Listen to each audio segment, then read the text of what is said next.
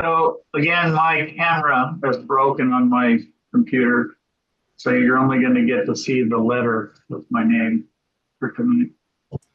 Sounds good. Good evening, everybody. Today is August the 13th, 2025, at 7:03 p.m. right now. I'm co-chair Andre Gadera for the Conservation Commission meeting today. Have a chair's report. We've lost our previous chair, Michelle LeBay, who, after at least 5.5 years or so of dedicated chairmanship or chairpersonship, is moved on, and we're gonna miss her, and we're gonna miss the amount of work that she's done to help the Conservation Commission. So next meeting we'll have a vote to choose the new chair and co-chair, and otherwise it appears that the drought level has been normal since as of 7/1 July 1st. That I'll turn it over to Dave Zolnak for the director's report.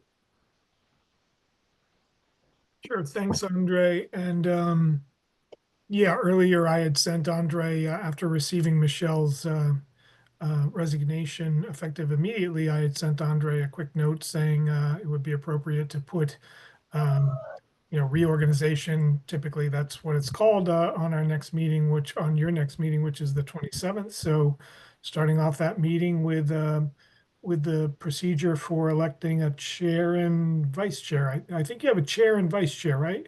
Is that typically, yeah, chair and vice chair. Yeah. So that would be great on the 27th. The only two quick updates, and I know you have a very full agenda. We've been very fortunate up at Puffer's Pond this summer to be having acceptable water quality readings up there. So again, this week, E. coli levels were down. We don't have any strong theories on that yet, but certainly the lack of rain and runoff certainly makes us think a little bit. But we are assembling more data this summer, as I mentioned to you before.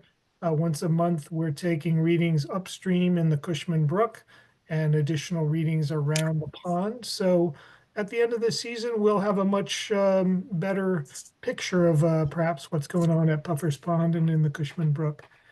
And then the only other update for the commission is that some weeks back, I mentioned we would be doing some improvements up at Mount Pollux. Will be modest improvements. We'll be expanding the parking lot just a little bit, not more spaces, but just making the turnaround more easier for people up there. If you've been up there in a car in many years, it's very difficult to turn around there. So we've removed some of the kind of old wooden guardrails that were falling down. We're going to clean those up, and we'll actually replace them. And we'll add a little bit of hardback there to make it a little easier. We're going to put in an accessible parking space there. And then we'll put a little accessible trail extension on the parking lot up to an area just a little bit up the hill. We won't be able to get people all the way up to the top of Mount Pollux. Of course, that would be a major project with switchbacks and all of that to achieve ADA. But just a modest improvement there to clean things up. We'll be putting in a new kiosk and such. So we may need to close the approach there up to Mount Pollux to the parking lot for a few days next week. We're waiting for kind of word from our contractor how he would like to organize that. But so you'll see that going in the next week or so. Other than that, it's just maintaining Puffer's Pond and trail brushing back. And we have a very limited staff this year, so it's been a little humbling as to what we can get done here. But we're doing the best we can, Brad and Anthony out there on the trails. So those are the quick 2 or 3 updates, and I'll turn it back over to Andre. Andre? Thank you. Bruce, go ahead. So if I hit the raise my hand, can you see me raising my hand? I see it right there. Okay, so I just need to know how to, since I don't want to interrupt verbally, I'll just use that, given my camera not going very well. That sounds good, Bruce. And I'll be I with did- you the whole night. I may have my camera off for part of the time, but I will be here this evening. Sounds good. Dave, I did mean to ask you, how many folks did you have working aside from your two permanent this summer? We had, of course, Brad and Anthony are full-time with the town, and we had two part-time trail crew. That's all we could afford this year with budgets being tight. And yeah, it's What's it been in past? challenging. Again, Excuse me. What's it been in past years, Dave? oh, we've ranged, back when I first started, we had 5 to 7 full-time people most of the summer. But our budget just doesn't support that any longer. So we try to work with students who may have work study through the university or colleges. You know, Aaron has been very successful through the years at getting wonderful volunteer interns doing things for credit and such. But out on the trails, it's typically, you know, an hourly employee type position. So we'll hope for better things. We've got a couple of creative options for next summer, so I'm working those options right now. And ideally, you would have 4 or 5 full-time folks working at the pond, working the trails, and helping with these specific projects like improvements to Hickory Ridge or improvements to Mount Pollux. So you need that labor. Yeah. Well, hopefully next year will be better. Yes. Keep your Okay. fingers crossed here. Thank you. Yeah.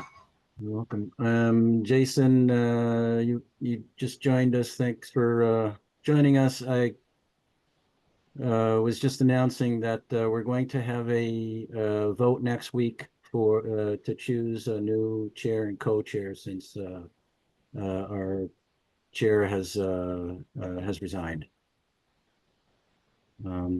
Well, we do have a 5 minutes to spare until the next the first public hearing. Was there anything, Aaron, that we can cover out of the end of our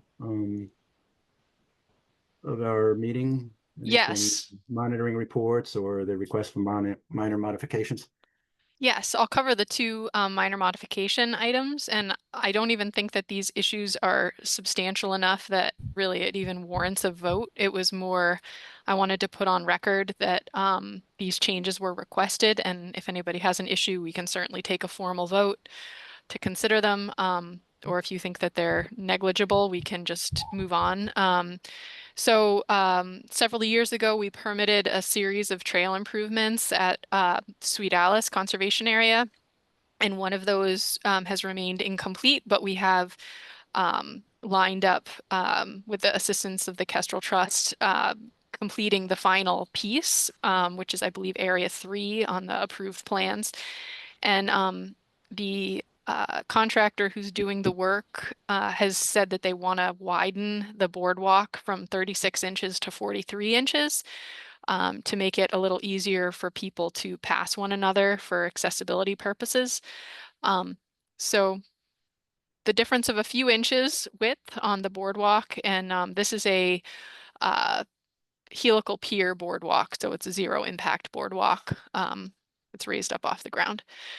So I just wanted to pass that by the commission and see if there's any issues with that.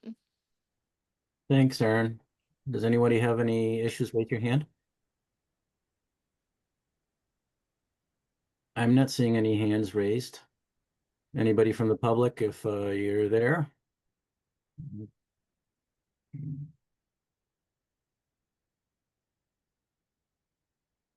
I see no hands from the public. So, all right, we're good with that. Great. So the second one is, this is the recently approved Kellogg Brook restoration / daylighting project. Nothing has changed with the design of the project. The only difference with the plan here is that through coordination with Wayfinders, who's developing the East Street School, redeveloping the East Street School site for housing. There's a drain. It's a stormwater drain that was previously on the Wayfinders plan, but it needed to be adjusted ever so slightly so that it conforms with the daylighting project. So that's this drain pipe, which wasn't shown on the original approved plan. And it varies slightly from the discharge location of the previous Wayfinders plan. So just wanted to put that one on record and see if anybody had any issues. Thanks, Aaron. Is there anyone from the public who has any issues with this, with the Kellogg Brook daylighting that we've just heard of? I see no hands there. I see no hands. Is there anybody within the commission who has questions? No hands here. I think we're all okay with it. So the Sweet Alice and Kellogg Brook minor modifications are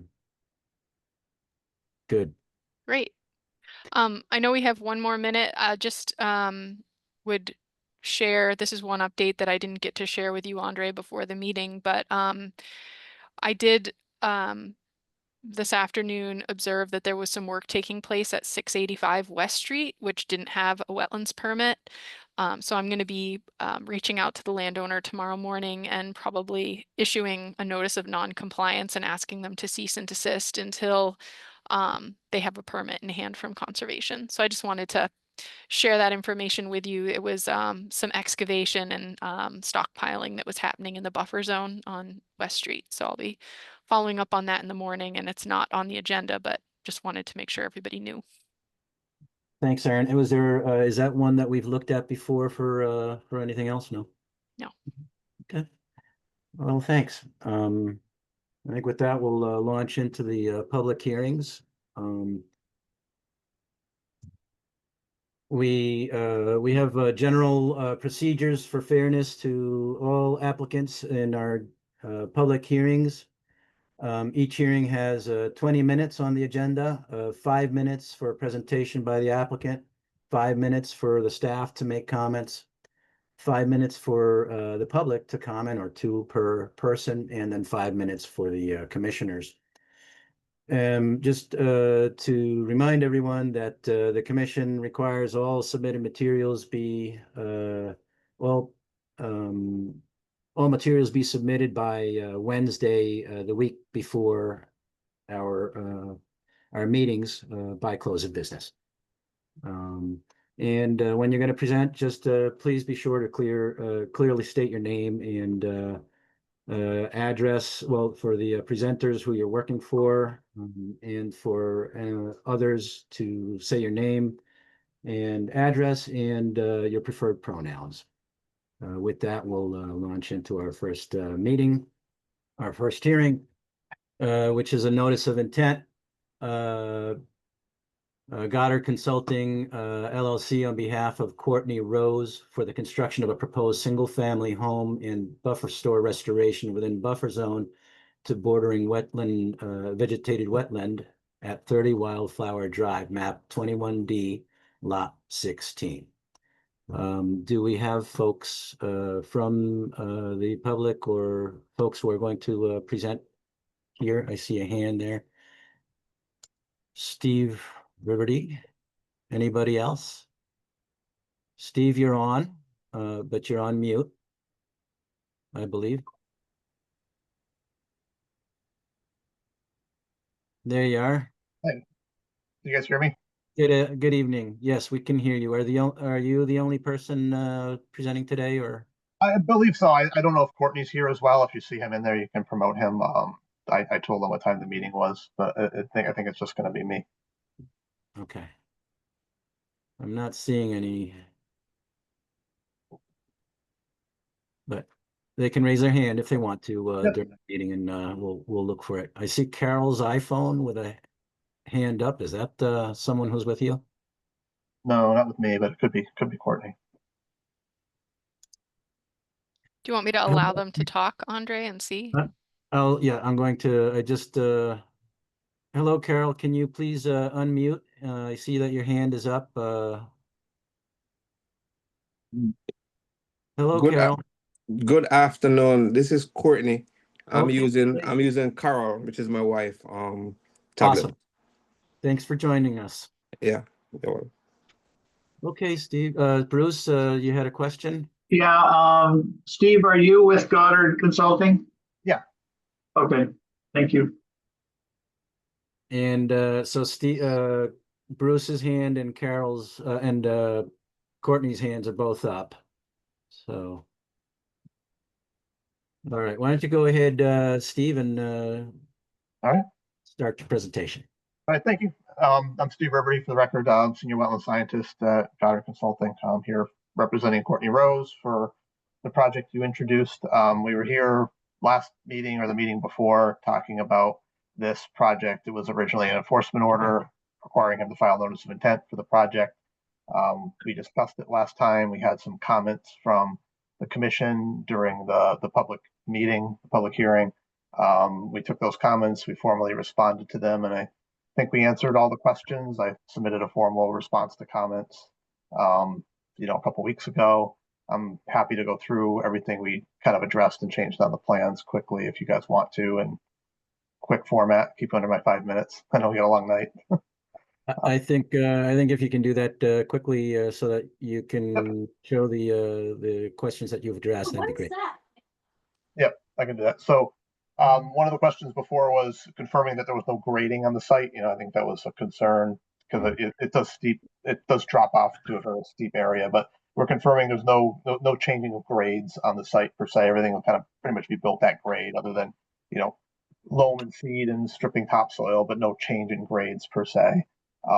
We did reduce the size of the home. I know there was some concern about the configuration and how large the home was. The home did reduce in footprint. So by reducing the house's footprint, it was able to move another 5 feet away from the wetland. So we have another 5 feet of buffer zone that we were able to shift farther away. We updated the plan to include the electric, the gas, and the water lines. So those are now shown on the plan of record. And those are all outside the 100-foot buffer zone. They're just on there for reference. There was discussion that the driveway was going to be relocated. We didn't know. The driveway is actually fine where it is. It avoids the fire hydrant and the electrical box as shown on the plan. So that didn't need to be adjusted. There will be a small retaining wall just on the down gradient side of the driveway. Outside of buffer, we are confirming it's going to be less than 4 feet tall. Just so it doesn't need any engineering review. It's literally just going to be some blocks you buy from Home Depot just to kind of stop the grading from having to go, far chase it downhill. So it's going to be like a 3 foot tall, dry laid, retaining wall. The buffer zone restoration area, we increased the area of that to 4,295 square feet. And we reduced the size of the buffer zone impact to 2,921 square feet. So taking those two numbers together with the total square footage of buffer zone on the site, that comes up to a total buffer zone disturbance of 13.4%. I think before we were around 17%, and so now we've got that down to 13%. And we did include the total buffer zone number on the plan. I don't think that was on there originally. We have notations on the plan about the sedimentation and erosion control, entrenched silt fence. We put no disturb markers on the buffer zone based on comments last time, so those are clearly shown, and we extended them kind of as discussed, even outside of the restoration area. Okay, Steve. We have dry wells. Oh, sorry. Yep. Just if you can wrap it up within the next minute or so. Yep. Dry wells were added to the plan. We added one wetland flag, which we talked about before, tracking pad by the road. And we did do a count of all the trees. You guys had asked for that. So there were 24 trees cut in the buffer zone. I've got them all laid out in my report of what species they were. But of those 24, 17 are resprouting, which is good. So we reduced the tree plantings from 30 to 15. And we took out the pine trees per Michelle's comment last time. So we're putting in 6 sugar maples, 6 red oaks, and 3 hop hornbeams. And, we maintained all the shrubs that we were proposing to plant. There weren't that many anyway. And that's essentially it. So I, you know, feel like Right. I had to knock off all your guys' questions and come up with a plan that's meets what you guys are asking for. Sure. Well, it looks like you did that. Do we have any questions from the public? Any questions or comments from the public on this notice of intent for 30 Wildflower Drive? I don't see any hands up. Commissioners, questions or comments? Actually, Aaron, would you mind giving us just a quick rundown from your end? Sure. Yeah, there was 2 or 3 questions remaining that I had just in the lead up to this meeting, and they were all addressed by the applicant. So I drafted the order of conditions and I included that correspondence as a reference in the order so that those additional plan details are referenced in the order of conditions. Great, thanks. Any questions from the from commissioners? Rachel. Thank you. Yeah, I had a question. Does this home have a basement? Yes. Yeah, they will have a foundation. Okay. One thing to consider is that the dry well needs to be further away from the foundation so you don't have water seeping into the basement or causing cracks. So you may want to reconsider the dry well locations. They look like they're right on the edge there. Sometimes, I think the stormwater manual recommends a minimum of 10 feet, but other infiltration structures, they recommend about 20 feet. Yeah, we could shift them. I mean, yeah. Okay. If you're okay with minor plan change or something later, just we'll keep them within the limit of work, obviously, that we're approving. Sure. That's a good point. Thanks, Rachel. Thanks. Do we have any other questions? No. So with that, we're looking for a motion to order an order of conditions, DEP number 089-0757 pursuant to the Wetlands Protection Town of Amherst General Bylaw, Article 3.31 and regulations, and the Wetlands Protection Act with boilerplate conditions under both the Wetlands Protection Act and Town of Amherst General Bylaw with discussed special conditions. I move. I second. All right, Rachel with a motion and Jason with a second. Jason, Aye. Alex, Aye. Rachel, Aye. Bruce, Aye. and I'm an aye. Yes. Approve. So, Approve. Thank you, Jesus. well, once again, thanks, Steve, for your time and No. for thanks for going through the motions to make it right. Yep. No, thank you guys. No, it's good to get it all fixed up. So All right. I'll see you guys in a couple hours for the last hearing. Oh, you got another one. Okay. Oh, yeah. Okay, with that, we're going to move to the second notice of intent, which was for 720. This is GZA Environmental on behalf of Archipelago Investments LLC and Hampshire College for proposed mixed-use residential development at 0 West Bay Road, map 25B, lots 52 and 0 West Street, map 52, 25B, lot 58. Proposed work includes construction of 3 mixed-use residential structures with associated parking, stormwater remediation, and landscaping, portions of which are located within buffer zones to bordering wetland, vegetated wetland, DEP number 089-0752. And who do we have here today to join us for that? If you don't mind raising your hand if you're here to join us for the Archipelago, to present for Archipelago, please do so. I added Kyle. I didn't see his last name, but I'm assume that's Kyle Wilson. Not seeing anyone else, and I'm also unable to remove Steve from the room. I don't know if he's able to. Okay. I just did. Oh, great. I hope that doesn't mess anything up, but I just hit the remove there. Okay. I see nobody here for Let me see. archipelago. I'll try adding him again. There's a Corey McCandles here from Pure Sky. No, that's different. Yeah, different hearing. Nope. Yeah, I don't see anybody here. Oh, okay. It's saying Kyle declined to be promoted to panelist. No. Oh, it's weird. He's raising his hand. I'm trying to add him in. Okay. Excellent. Hello, Kyle. You're muted right now.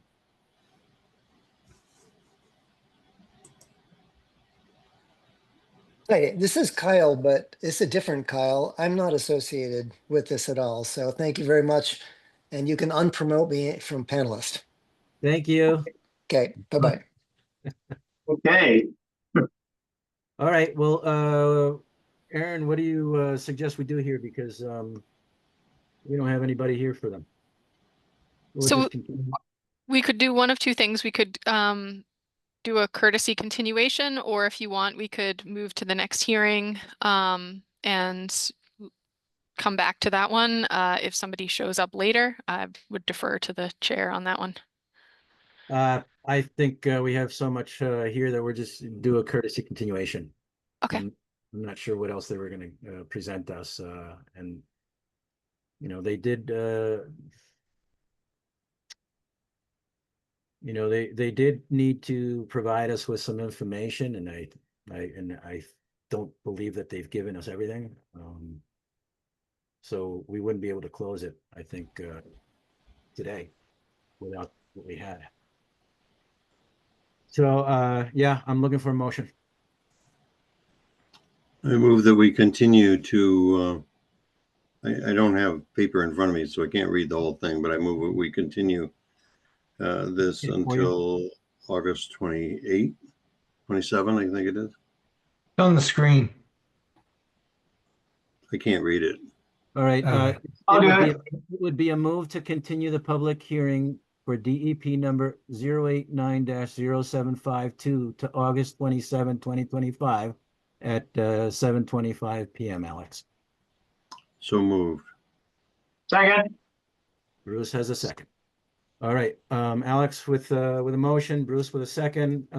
Bruce, aye, Jason, Aye. Alex, Aye. Rachel, Hi. and I'm an aye. Bruce, did you have your hand up with a question or oh no, No. you were just okay. done. All right, with that, I think we're moving to our next hearing of 525, which is an abbreviated notice of resource area delineation. Bacon and Wilson PC on behalf of Colonial Village Development LLC for the confirmation of isolated vegetated wetland boundaries under the Wetlands Protection Town of Amherst General Bylaw and regulations at 162 Southeast Street and 81 Belchertown Road, map 15C, lot 80 and 66. Who do we have here today for this? If you don't mind raising your hand within the public, and we'll go ahead and David's in. David, you are muted. So you'll be given 5 minutes for your presentation, David. Get the last name and the address. Hi, David Cameron, Fleetwood Environmental Solutions LLC, 84 Russell Street, Hadley. Hi, David. Hi. Welcome. We've got we're ready to hear your presentation tonight on Colonial Village and what's been updated in the questions that we all had. you don't mind. Sure. We provided an updated site plan that I believe addresses all the commission's requests at least 2 or 3 weeks ago. And Aaron and I have had a little bit of back and forth about that. And my understanding is that we've provided everything that's been requested. I defer to Aaron on that, of course.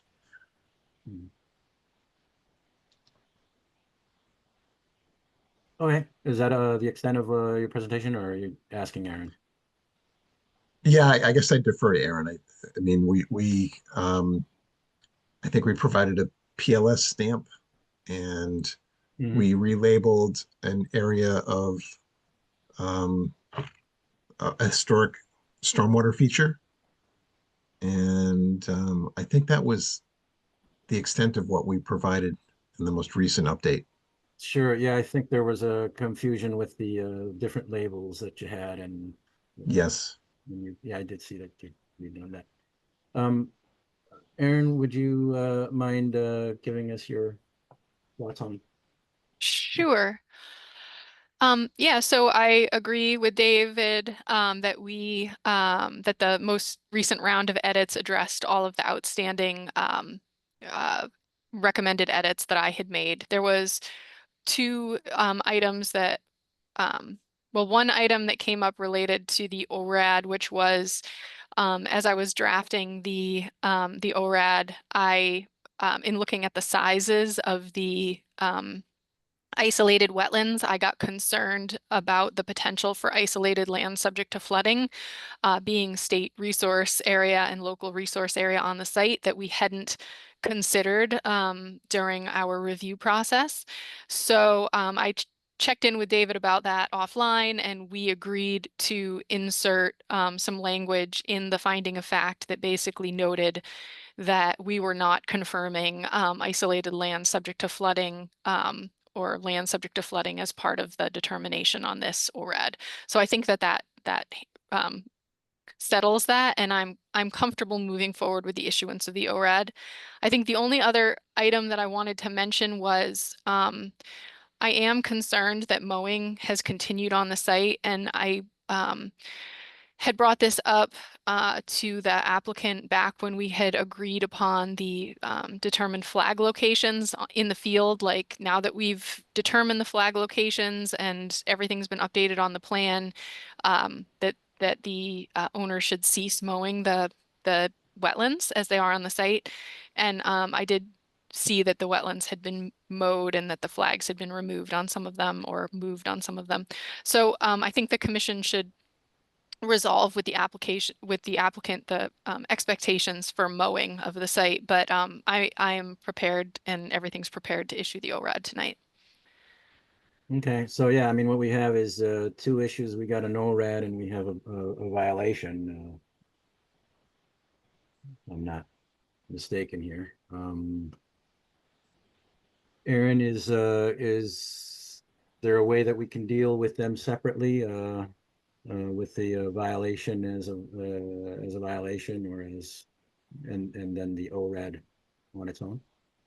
Yeah, I would definitely suggest that we keep the situations separate. I don't know, David, I know you said it was like an accident and that the owner was not aware. So I don't know, like, maybe we could put something in writing that outlines to the owner that they had been advised in writing to cease the mowing, and that it was completed again, and that any future mowing would be handled in such a way how the commission sees necessary.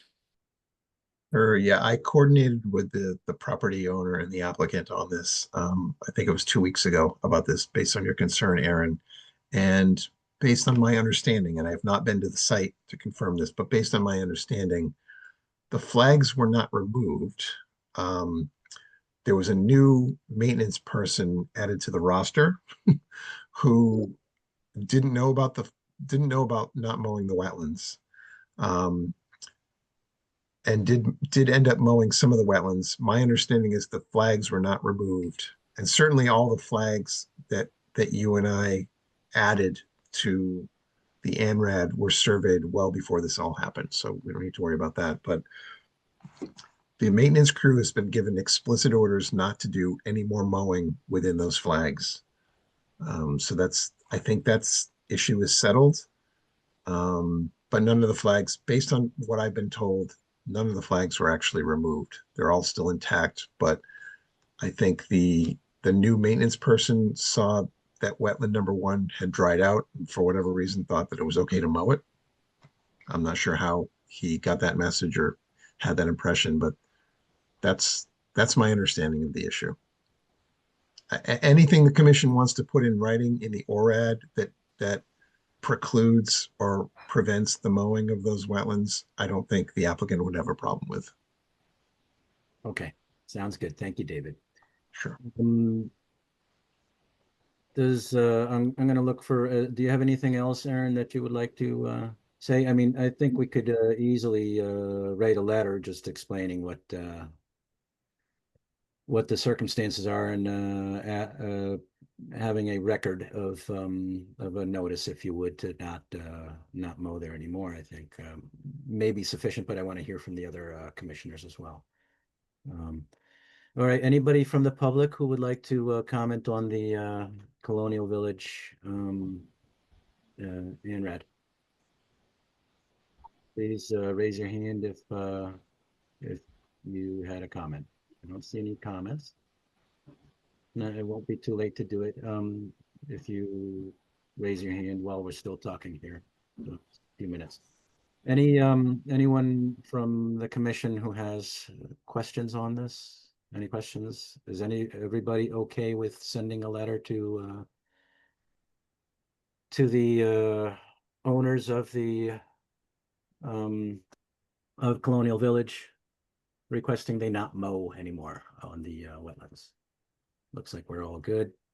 See, Bruce has a hand up. Go ahead, Bruce. No, I was raising my hand for a letter. Okay, you're good with it. Okay, so with that, we agree to send a letter, Aaron, if you can help us with that. And then we have an ORAD that's drawn up. Is that right? So with that, we're looking for a motion. I move to issue order of resource area delineation confirming the accuracy of the delineation of the local isolated vegetated wetlands under the Wetlands Protection Town of Amherst General Bylaws, Article 3.31, as delineated on Huntley Associates PC plan dated July 25th, 2025, with the associated draft finding of fact. I second. All right. We have Bruce with a motion and Jason with a second. Jason? Aye. Bruce? Aye. Alex? Aye. Rachel? Aye. And I'm an aye. David, thank you very much for showing up today and giving us your presentation and for your work with us. Appreciate You're it. welcome. Thank you all, and special thanks to Erin. She put a lot of work and thought into this. I appreciate it. All right. Okay, with that, we have a fourth hearing. And I'll make the introduction. This hearing is being held as required by the provisions of Chapter 131, Section 40 of the General Laws of the Commonwealth, an act relative to the protection of wetlands, as most recently amended in Article 3.31, Wetlands Protection under the Town of Amherst General Bylaws. This is a notice of intent, tie and bond on behalf of Cooley Dickinson Hospital for after-the-fact permission to conduct vegetation removal and long-term invasive species management in the bordering vegetated wetland and buffer zone at 170 University Drive, map 13 Delta, lot 4, lot 9, and lot 49. With that, we're looking to for our presenters today to raise your hands, and we'll go from there. Erin? So the applicant is not going to be here tonight. They requested a continuance in writing. I attended the site walk with them, and I had some recommended adjustments to the plan to be added, so they wanted to resolve those issues and come back to the commission at the next meeting. Okay. Sounds good. So then we're looking for a motion to continue the public hearing for 170 University Drive to August 27, 2025 at 7:30 PM. So moved. Second. Was that Alex with the motion and Jason? for the second? That's correct. All right. Jason, Aye. Alex, Aye. Bruce, Aye. and Rachel, Aye. and I'm an aye. So we're moving that to the 27th.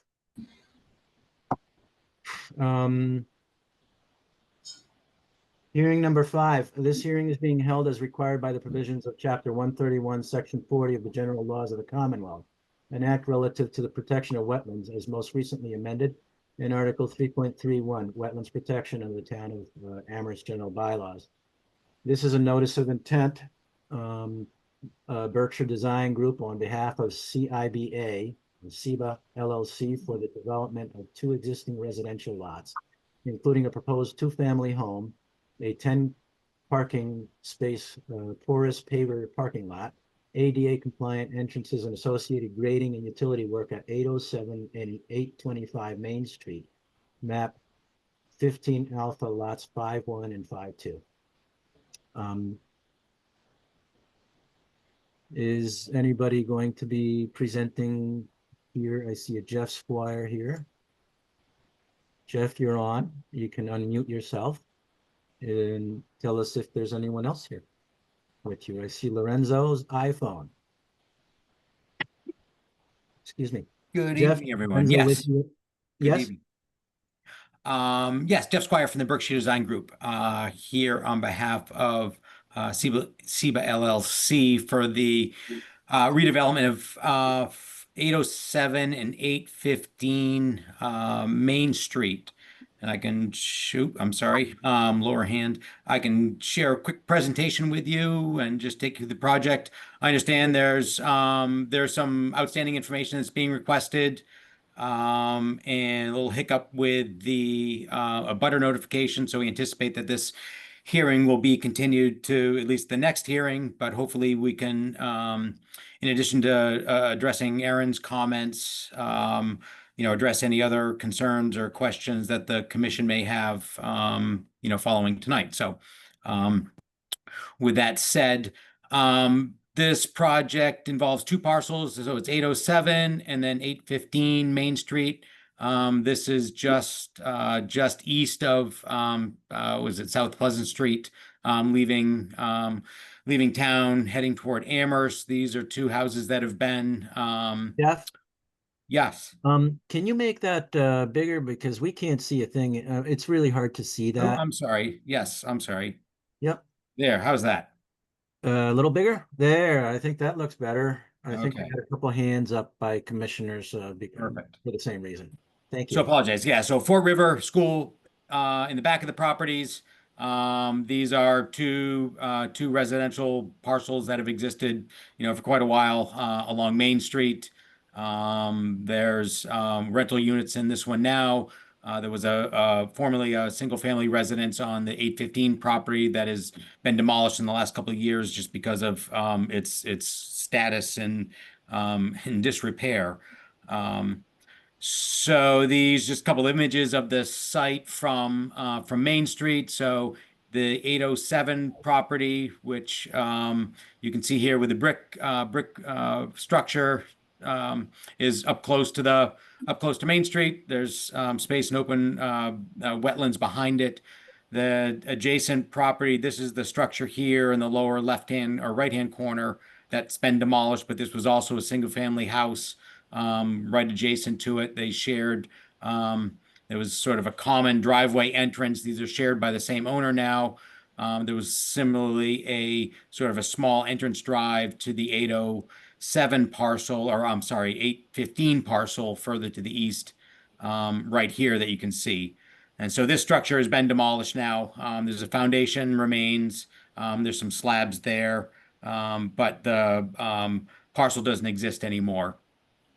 In terms of wetlands, the majority of both properties are, at least completely within buffer zone. There's wetlands across the back of the property. Across the back of the property, all the way to the Fort River School. This is the 50-foot buffer. The 100-foot goes out almost to the street. There's about 2,000 square feet or so that is located outside of buffer zone. You can see the location of the brick house, and then what was the former foundation of the adjacent house at 815.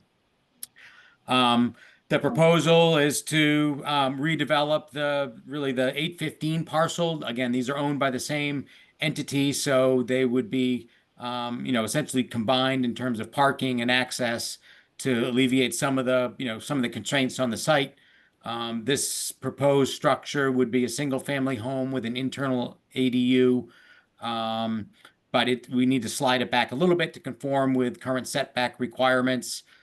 We've maintained a single car driveway, gravel driveway on the east side of the site, but most of the parking would be concentrated sort of in this shared central area that would serve both structures. So what we're proposing is a sort of an entry drive that would be traditional asphalt, but the parking areas themselves, the parking spaces would be porous paver material to allow the runoff to infiltrate and manage stormwater a little bit more effectively than just paving this entire parking lot. There's a series of boulders in the back of the property now, proposals to relocate many of those to better delineate sort of that edge of disturbance. This does drop off in grade currently, so we're just blending to those grades at the limits of the buffer, 50-foot buffer zone, and proposing to delineate those with those additional boulders, some additional plantings along that edge to confine sort of the management area, but the rest of the property would largely be, untouched. Included in the submission, we did provide some areas regarding, existing disturbed area and proposed. There is a reduction in overall impervious area. One of the requests I know from Aaron was just to quantify the amount of buffer zone and disturbance within each parcel. So, we started to do that later this afternoon. So just providing a little bit of that information here, but there's, the 807 is a 33,000 square foot parcel. There's 20,000 square feet of that is in the buffer zone. The remainder is largely BVW. Similarly with the 816 parcel, the smaller parcel, that one is a little less than a half an acre. There's 10,000 square feet of that is in buffer zone. And again, the southern half of it is all BVW, and the combined portion of property existing that is outside of either buffer zone is just a little over 2,000 square feet. So it's a very little portion of the property. And just a little bit more information about, the pavers the porous pavers that we were looking at. So these are, a precast paver. It's not the plastic, version. These are a little bit more maintainable and can be graded a little bit more finely. And, we've directed stormwater toward the street and not toward the resource areas, obviously, and then started to put together an operation and maintenance plan that would include gutter maintenance, yard maintenance, as well as inspections of these porous pavement areas, once in the spring, reset them as needed if there's broken ones or ones that have settled. Jeff, you have 1 minute left.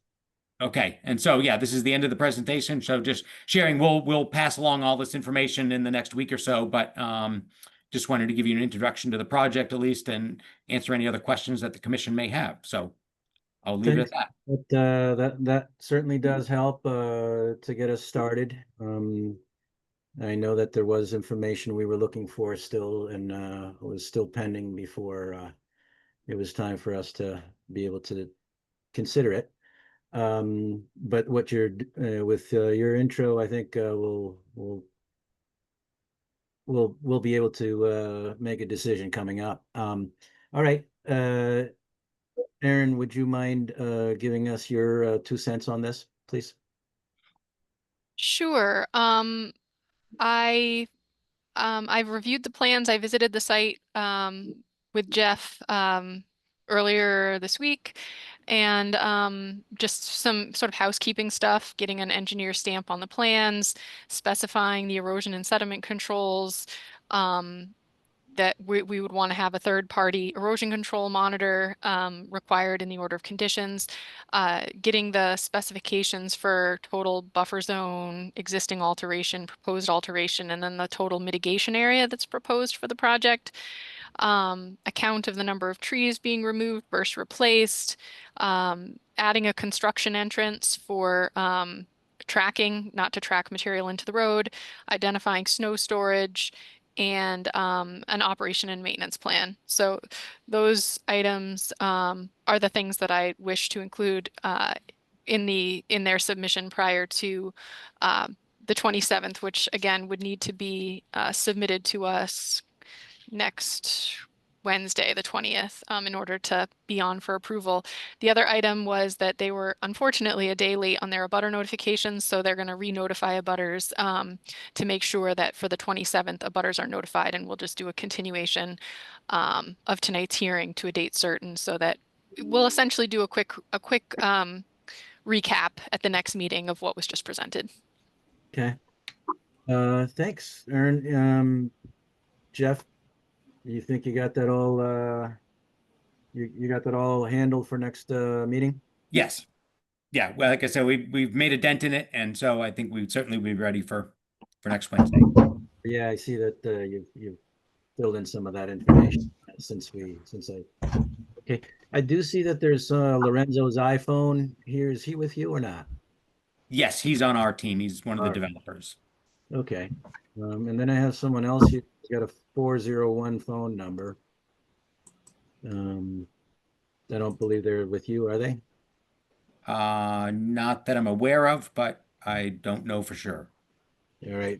Somehow they're in with us. They're in our meeting, and I'm not sure. Looks like how to take them out. Bruce, did you have a question? Lorenzo's last name.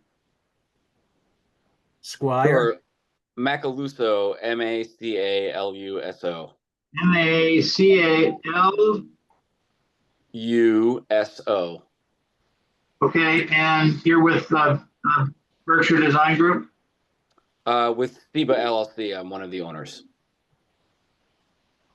Okay. SIBA. Okay. And then, am I correct that the existing structure is simply being rehabilitated? It's not being torn down and then rebuilt? The 807 property is staying as is. That structure is staying as is. The 815 property was the white building, the white structure that was there that was torn down, demolished because it was falling down. And so that one is going to be rebuilt entirely new. And then the pavers that you showed a plan showing the pavers, how many parking places are anticipated? So there's enough space for 10 cars in that lot that would serve both properties. Therefore, my question is, why do 2 single-family homes need 10 parking places? Again, because one of them is going to have an internal ADU. Lorenzo can probably speak to how many rentals are in the existing unit, but it's providing enough parking per zoning for those uses, for the intended uses of those buildings. Yeah, I can chime in there. The 807 property that's existing and the lot that's already there, I would have to check our rental permit, but I believe it has 8 spots already existing currently. Okay. So we need to provide 2 additional spaces for the additional units in the new building. So it's a single-family home, but it'll be rented out to many more people. It'll be a rental, correct? Sounds like student rental. Okay, that's what I wanted to know. Thank you. All right, Alex? Yeah, I was a little concerned about stormwater being directed to the street, but I didn't hear Aaron say anything about it. I thought that if stormwater could be handled on site, that's a whole lot better than being directed to the street where it winds up going into the town stormwater system and into some stream somewhere. Thanks, Alex. Aaron? Yeah, so that's a great question about stormwater. So on this particular plan, there's no point source discharges being proposed. So if there were any systems that were installed to handle stormwater that had a point source discharge, it would trigger stormwater in this case. What I did request from Jeff, which he provided to me, was a stamped letter, which is similar to with stuff we've required in the past, which basically asserts that the post-development runoff is not significantly greater than the pre-construction runoff. So he's basically making that assertion with his engineer's stamp that the runoff on the site isn't going to be changing dramatically from existing conditions. Thanks, Aaron. Yeah. I have a follow-up. Please. With rain events increasing, that puts in doubt whether the runoff will be essentially the same as it was in the past. Runoff everywhere is increasing. So I would still ask if there's a way to handle the stormwater on site and not have it going to the street. I would just offer that right now it's a large gravel parking lot that all sheet flows to the street right now, and there's a catch basin sort of right in between the two parcels. That's where current stormwater goes. With the proposal, what we're trying to do is clean that up in terms of the amount of sediment that comes off the site and at least pave that initial drive aisle that, you know, coming into the parking lot. But all the parking spaces themselves would at least be of a material that doesn't erode and have the potential to transport sediment, you know, into the storm drain system with that porous system. And it's got a sub base a little bit more engineered design than, you know, what's there now. And so I think, you know, the effort was in trying to select a product or material that did, you know, address some of the stormwater concerns and try to deal with that as much as we could on site. But short of, you know, putting in a piped system or, you know, something different, you know, high groundwater is pretty high, so we're limited in terms of, you know, digging a basement or a basin or rain garden. So trying to provide some porous, you know, paving material seemed like a good option, in our opinion. My request remains. Thanks, Alex. Jason? Yeah, Jeff, the porous pavers, you have 8-inch of compacted stone crushed, placed in 2 layers above your undisturbed compacted subgrade, but you do have high groundwater there. Yep. So you're relying on infiltration. I didn't see, have you done any infiltration testing on that subgrade? And is it going to infiltrate? At what rate is it infiltrating? And then, you know, as groundwater, with a high groundwater table, I think that's going to tend to affect infiltration. So, I share some of Alex's concerns that this is just going to run off, or it's not going to infiltrate, or it's going to infiltrate and or not infiltrate, but seep back up and end up running off. Have you done any of that? I didn't see any of that. No, as Aaron pointed out, we didn't provide a full stormwater report because one really wasn't required.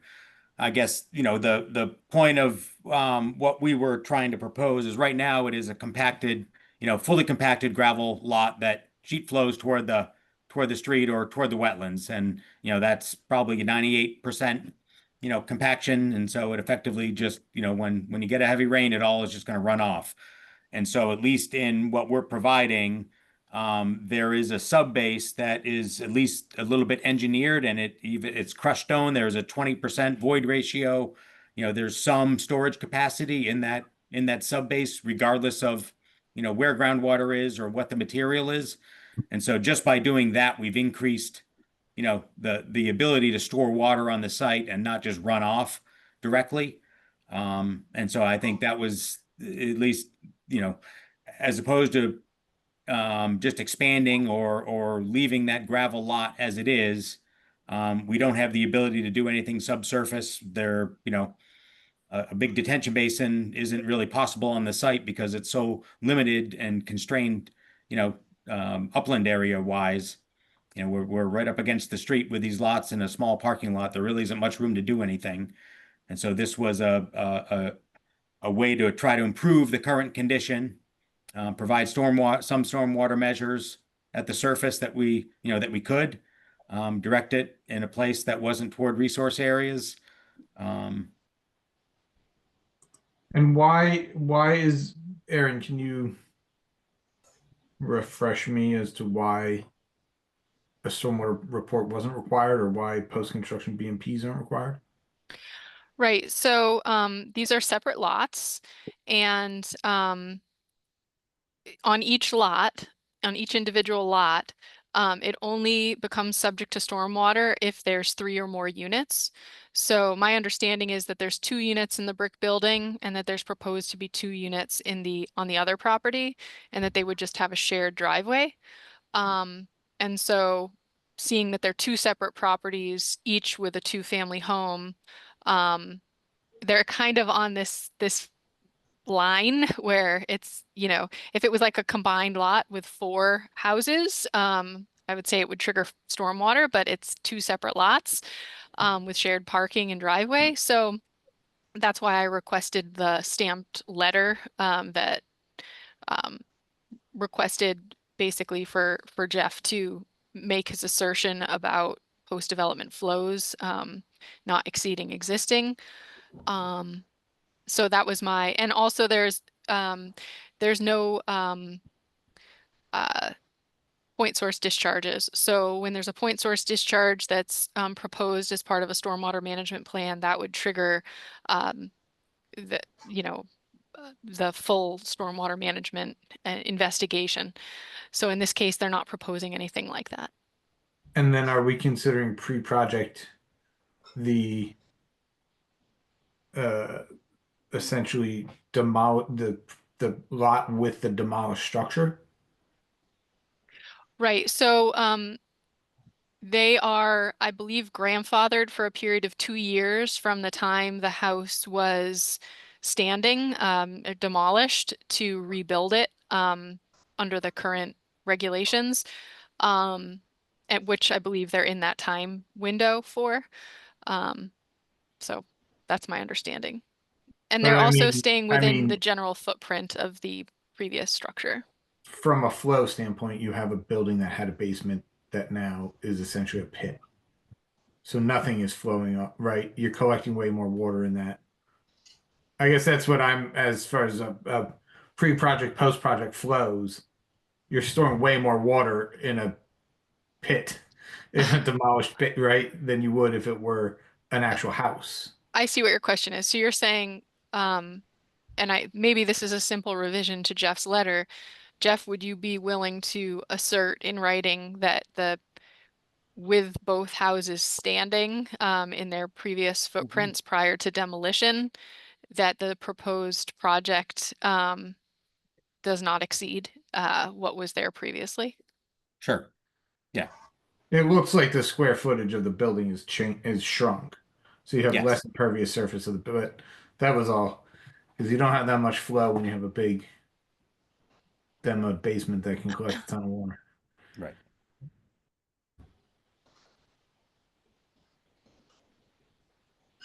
Thanks, Jason. Alex? Yeah, refresh my memory, please, Jeff. Was there 10 parking spaces total? There are 10 spaces in that larger lot. There's 1 in the existing gravel lot next door. Right. For a total of 11. 11. And you got two two-family houses. And so one of the 2-family houses are going to use their shared parking lots, correct? Correct. There'll be an easement, right? So I wonder if you reduce the number of parking spaces, if that would reduce your runoff, because it would increase your infiltration. And we do have a public transportation right there, and I understand from the planning board that people don't need cars as much as they used to. I don't disagree. I think we're just trying to, satisfy the minimum requirements, of the town in terms of parking requirements and not, not have to seek a variance or other relief from other bylaws, given the, limited nature of the project.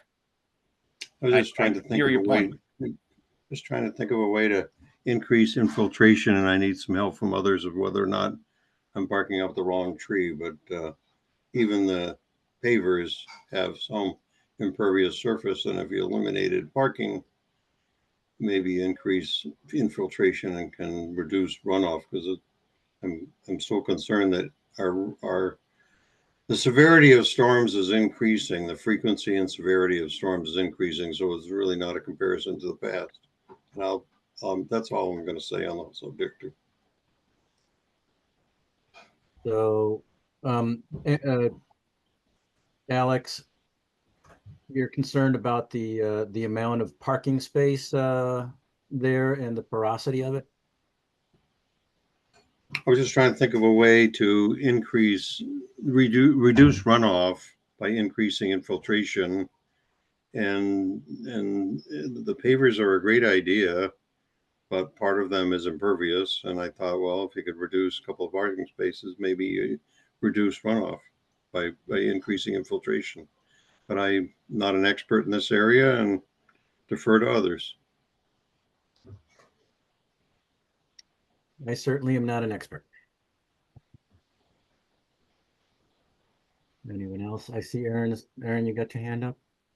Yeah, I just wanted to make two quick points. One is the first time I visited the White House was several years ago when it was being proposed for demolition, and it had a really large driveway. As a matter of fact, the driveway when you pulled into the property was it wasn't short like is shown on the proposed plan. It actually extended back and connected to the neighboring driveway. So it was a really large footprint. And that is being virtually eliminated to just create, a parking space for one car on that white lot. So I just wanted to make that point, and I guess, and this is a question, but I wanted to just make one other point of whether there's anything that could be done in the area of that old parking lot of the White House in this location that's not part of the driveway to remove some of the compacted material, maybe put in some loam,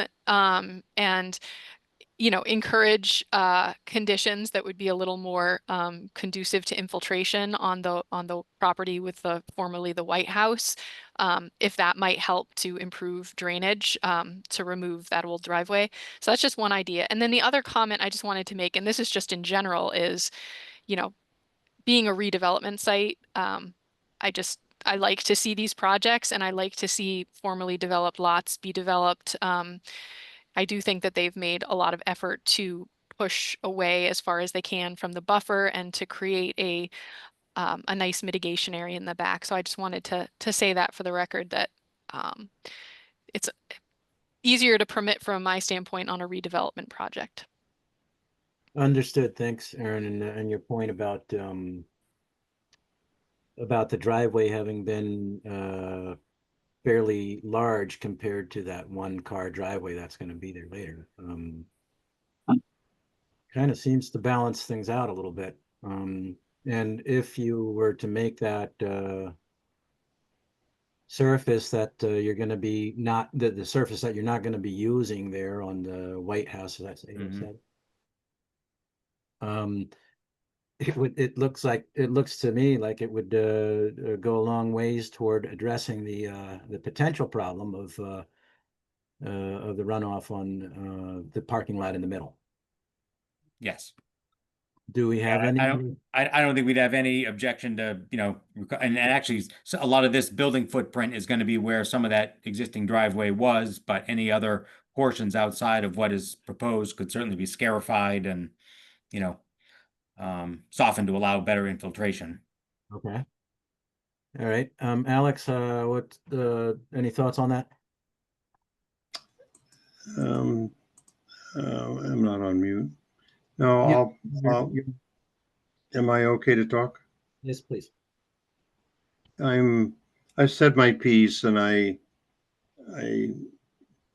just have in my mind what that stormwater runoff looks like off the Amherst College parking lot. It just wreaks havoc, so much water, and anything we can do to reduce the amount of stormwater going into the street, into our town system, the better. Okay. All right. Thanks, Alex. Well, I think we'll look to, I don't see anyone else, the public who had any questions. So far, I see somebody here, Lenore Brick. Hello, Lenore, you're on, you've unmuted yourself. Please introduce yourself, where you live, and your preferred pronouns, please. Hi, guys. This is Lenore Brick. I live on Strong Street in Amherst. I just want to first say, I don't usually enjoy town meetings except for yours. Thank you. I just think you do a good job. And I just wanted to comment, and of course, I'm not an expert on this either, but and I don't know that this is within Concom's scope and within the town regulations and all of this, but just I think it's worth noting that in this time that we're living in, as Alex and some of you pointed to, the increased floods and droughts and climate derangement that we're having, that we need to keep an eye on everything that we're doing. And I'm also agree with Erin. It's great. It's a redevelopment project. That we are working with, we're trying to incorporate as much of the wisdom of the natural systems as we can. So in terms of infiltration, if it's possible, of course I don't know, but if it's possible to have some of the land restored with some vegetation, with some good soil and good growth, whoever lives there, it would be good for their quality of life to have that as they walk out their door. And that, I mean, trees will take a long time to grow, but plants in general, anything that has roots, and if you bring living soil back, you're going to increase infiltration, and you're going to help the situation, whether it's flooding or droughting or whatever. And it's worth taking some of the land to do that, even if you're sacrificing one parking spot, because this does sound like it is, it may lend itself towards a student rental, with this many spots. But regardless who lives there and how many people live there and who you're trying to provide housing for, housing in the future really would benefit from having some restored land built into each project. I just wanted to make that as a general point. Thanks, Laura. Mm-hmm. Appreciate it. So, can you say again, Jeff, what the mitigation you're going to be doing in the back there? So there's a series of, plantings, mostly woody shrubs along that back edge there. We're, moving that. There's sort of a boulder line defining the existing gravel parking lot between the houses now that we're going to tighten up toward the new parking lot so that there's more space in the back of the properties that's defined as protection buffer area, untouchable area. And just, really try to confine and define that area around the units themselves. So Jeff, you will be doing some plantings? Oh, yes. Mm-hmm. Okay. Well, thank you. I think we've discussed enough for today, and I think it's time for us to move to the next. Until you have some further the rest of the information we're looking for, and we have a chance to notify your abutters. I think we may as well look for a motion to continue. I'll move to continue the public hearing for DEP number 08907660 to August 27th August 27th, 2025 at 7:35 p.m. Second. That's Jason with a motion and Bruce with a second. Yeah. Bruce, Aye. Jason, Aye. Alex, Aye. Rachel. I'm recusing myself. Okay, and I'm an aye. Great. Thank you, everyone. Appreciate it. Well, thanks, Jeff. And Thank you. Lorenzo. We'll see you Appreciate all it. in a couple weeks. On 27th. Yes. Thanks. Thank you. Good night. Good night. Hearing number 6 is up next. This hearing is being held as required by the provisions of Chapter 131, Section 40 of the General Laws of the Commonwealth, an act relative to the protection of wetlands as most recently amended, and Article 3.31, Wetlands Protection under the Town of Amherst General Bylaws. What we have is a notice of intent, SWICA Environmental Consultants on behalf of the University of Massachusetts for proposed improvements to 2 existing agricultural crossings at the UMass Agricultural Learning Center at 911 North Pleasant Street, map 8 Alpha, lot 70. Let's see, who do we have on behalf of the university? If you don't mind raising your hand, and I'll elevate you into the discussion.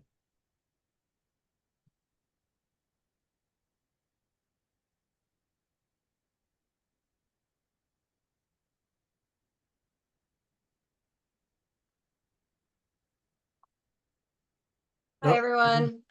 Kristen McDonough. Hi, I'm Kristen McDonough with SWCA, here to open the hearing for the UMass Agricultural Learning Center, which is located, as you said, at 911 North Pleasant Street. And can I do a screen share and just show a site locus figure? Okay.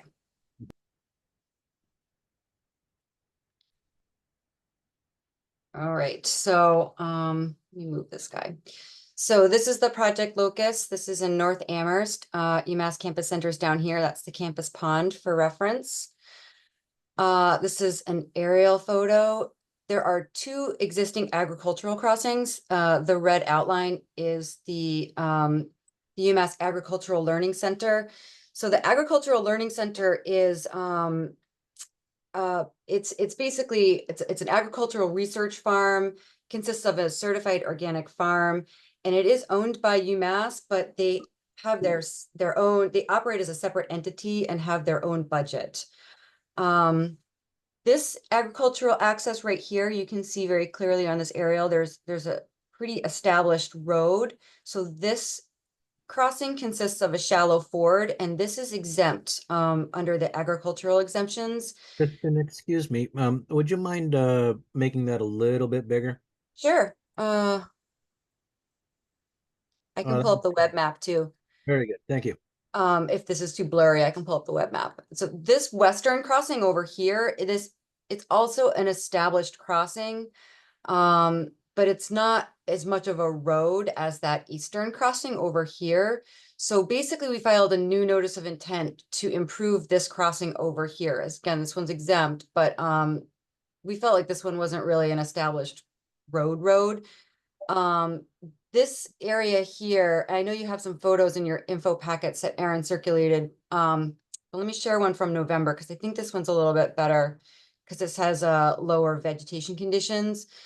So this is facing kind of like northwest. So that is the ag crossing right here. Back when we had all those heavy rain events in 2023, in the summer of 2023, this little wetland area was scoured out. And you can see there's kind of a topographic dip right here, and there's some scouring right here. So the farm wants to improve this crossing by installing a culvert. And that will basically allow them to better access their northern agricultural fields without driving through this low spot and creating additional soil compaction and leading to further scour and potentially soil movement. I have another photo here. This is facing north. The surrounding wetlands consist of reed canary grass or Phalaris rhodonacea. It's just a completely dominated monoculture of Phalaris. So one of the things the ag folks also wanted to do was implement a restoration plan. They wanted to plant, I think it's 935 native woody trees and shrubs covering 72,720 square feet. So that amounts to about 102-to-1 restoration to impact ratio.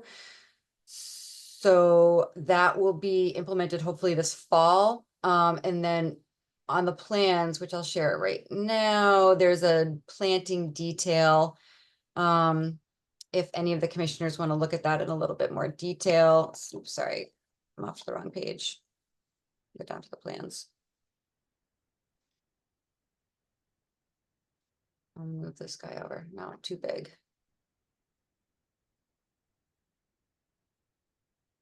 I want the sheet. All right. So this is the western crossing. North is facing up. And you can see the culvert is a 36-inch diameter. Oops, what happened? Hello? Am I still sharing? Still on. Yeah. Okay, thanks. Sorry, I don't know what happened. My computer just blacked out. Yeah, it went black. Can you still see my screen? Yes. Okay, great. Okay, so here's the culvert. So this is a 36-inch diameter, 24-foot length. Again, this is the wetland over here. This is all Phalaris. There's a little bit of a riprap at the outlet end. This will be buried flush. It will be earthen bermed. And then I'm afraid to scan lower and show you the restoration plan because my computer is kind of freezing up. And then the eastern crossing that's over here, again, this is exempt, but this is just a shallow ford. So this is basically a stone pad. This is the wetland over here and the wetland over here. This is the ag road. It's not technically through a wetland, it's through buffer zone. And they're just refreshing that stone. But I can share additional photos or additional plan details or answer any questions if the commission has additional questions on this. All right. Thank you, Kristen. You mentioned the plantings that were going to occur. Are they trying to recreate a riparian zone, or is it? I didn't quite understand where that where those plantings are going to be. So this is the web map. Basically, these green dots are the limit of the wetland that we delineated. So this is all wetland right in here. Mhm. And as you can see on the aerial, it's a persistent emergent marsh dominated with a non-native reed canary grass. So they're going to just install, because it's a certified organic farm, they can't do chemical treatments.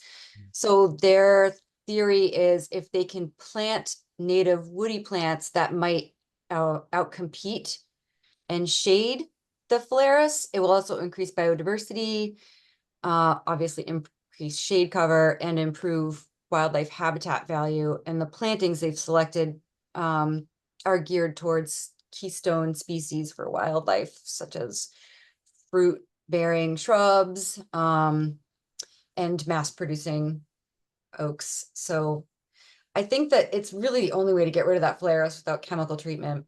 Mm-hmm. And Okay. because it's an agricultural learning center, this will be a student project. Okay, great, good to know. Thanks, Kristen. Aaron, if you don't mind giving us the town's view on this, please. Yeah, I don't have any questions or concerns. I think the impact so there is an existing ford there now that they're adding additional stone. I don't have any issue with that. The proposed culvert, I think they're more than compensating with the proposed mitigation plan within the wetland to, add shading and improve that resource area and its buffer zone. So I don't have any concerns about the project as proposed. Thanks, Aaron.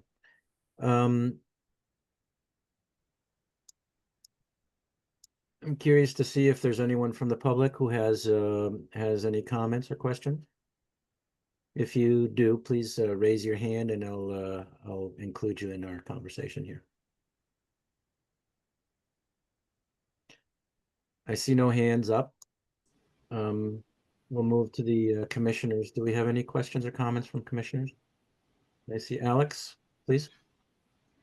Yeah, Kristen, I was just curious, why a culvert instead of continuing to have a drive over situation?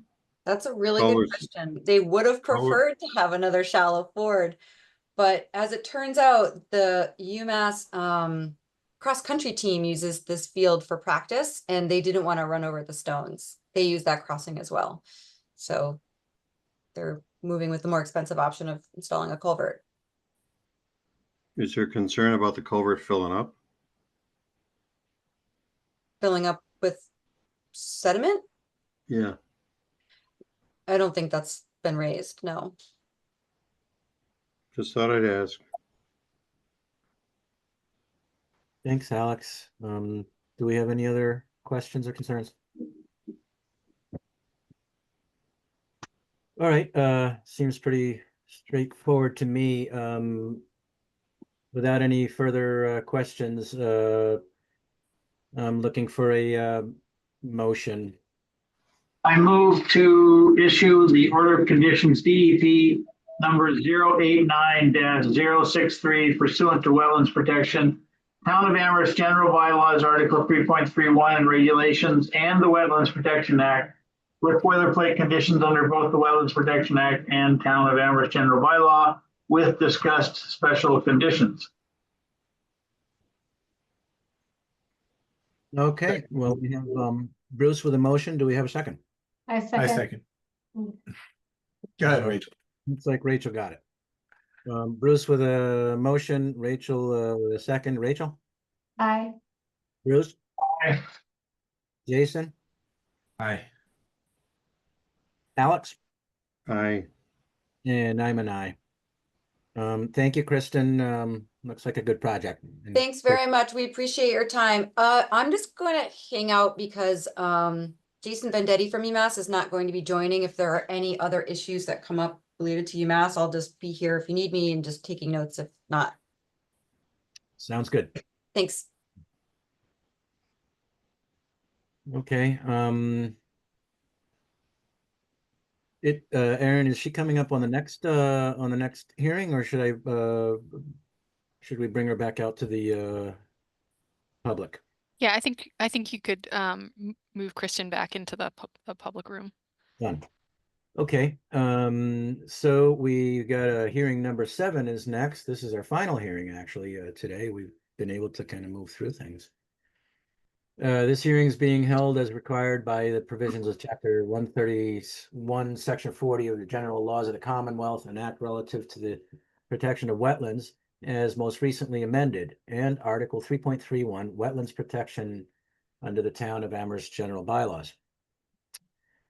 This is going to be another ANRAD, abbreviated Notice of Resource Area Delineation, presented by Goddard Consulting on behalf of Pure Sky Development for the confirmation of both Mass Wetland Protection Act resource area boundaries and Wetlands Protection Town of Amherst General Bylaw 3.3, Article 3.31, and regulations, resource area boundaries within a designated area study area on Shutesbury Road, map 9 Bravo, lot 11 and 12, and map 9 Delta, lot 27. And I see Matt Moyens here. I'll bring you in, as well as Ethan. Here we go. We're both in. you can, if you don't mind, unmuting yourselves and introducing yourselves, who you're working for, et cetera. Yeah, I'll kick it off. For the record, Matt Moyen with Tetra Tech. Joining me tonight on behalf of the applicant is Steve Roberti with Goddard Consulting.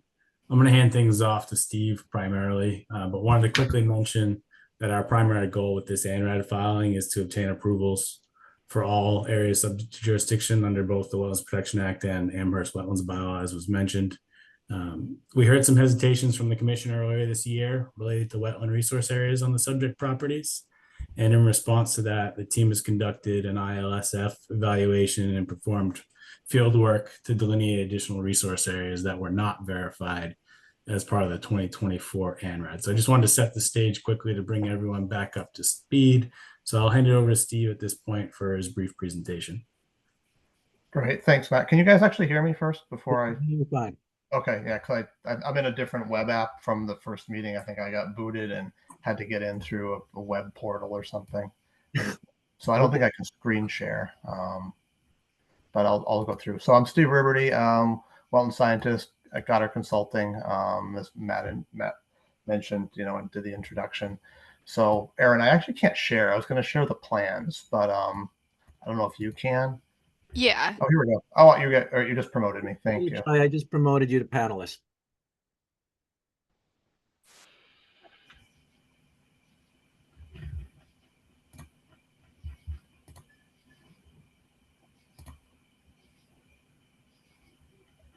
All right. I think I'm in now. Can you guys hear me still? Yeah, we still can. Great. Awesome. Thank you guys. All right. Let me share what I've got here. Okay. In the meantime, Alex has a question. Alex? Yeah. Yeah, Steve, when you bring up the stuff, can you do whatever you can to take full advantage of the screen? I know we've blown them up, but it's sometimes difficult to see the details. I will try. Let's see here. Thank you. Yeah, so it's a little bit of a different interface. But can you guys see my screen? We can. All right, great. No. So, Oh, there we go. all right, great. I've got a couple different things here. So I'll start off with the ANRAD that we filed. We obviously had the original ANRAD that's still in effect. There's all the line work on here that's in black is the stuff that was originally approved and is still under the current ANRAD. We didn't change any of that. So we purposely did these in different colors. So it was a lot easier during your guys' review to see what was changed from the last ANRAD to this one. And this table in the ANRAD filing kind of like goes through all the different wetlands, and the ones in red are new or been altered to some extent, maybe additional wetlands added to them. And the ones in black are exactly the same as they were in the original filing. So we have them on the plans labeled wetlands A through K, and then we skip over a couple letters to some V's and X's and Z's, and then some intermittent streams.